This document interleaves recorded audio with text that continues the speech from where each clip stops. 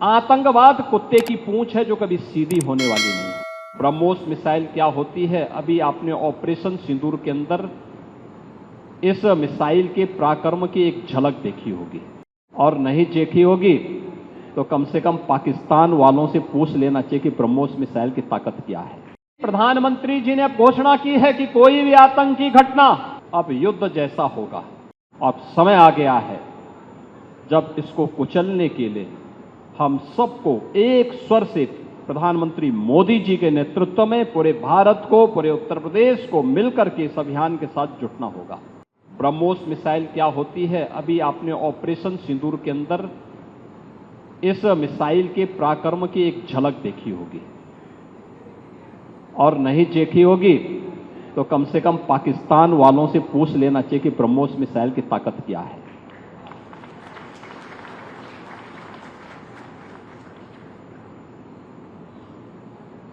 आतंकवाद के प्रति प्रधानमंत्री जी ने अब घोषणा की है कि कोई भी आतंकी घटना अब युद्ध जैसा होगा।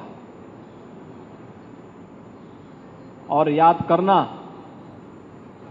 आतंकवाद को जब तक हम पूरी तरह कुचलेंगे नहीं तब तक समस्या का समाधान होगा भी नहीं। अब समय आ गया है जब इसको कुचलने के लिए हम सबको एक स्वर से प्रधानमंत्री मोदी जी के नेतृत्व में पूरे भारत को, पूरे उत्तर प्रदेश को मिलकर के इस अभियान के साथ जुटना होगा। आतंकवाद कुत्ते की पूंछ है जो कभी सीधी होने वाली नहीं, जो प्यार की भाषा मानने वाली नहीं है। उसको उसकी भाषा में जवाब देने के लिए तैयार होगा, और इस दिशा में भारत ने ऑपरेशन सिंदूर के माध्यम से दुनिया को एक संदेश दे दिया है।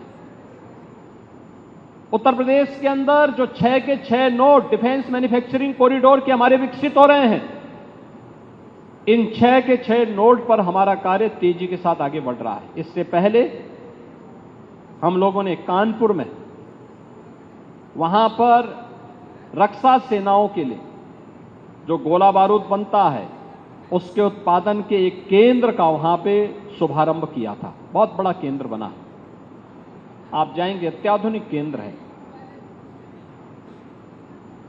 अब वे अपने एक्सपेंशन के लिए भी उन्होंने और लैंड मांगनी प्रारंभ की।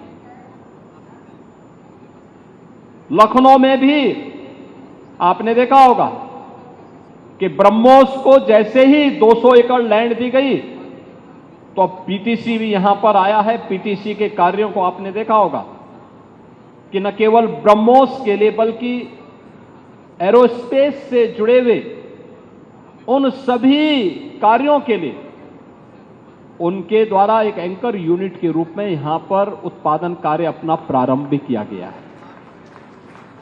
लगभग 7 यूनिट यहां पर ब्रह्मोस से जुड़ी हुई एंकर यूनिट भी इसके अगल बगल लग रही है।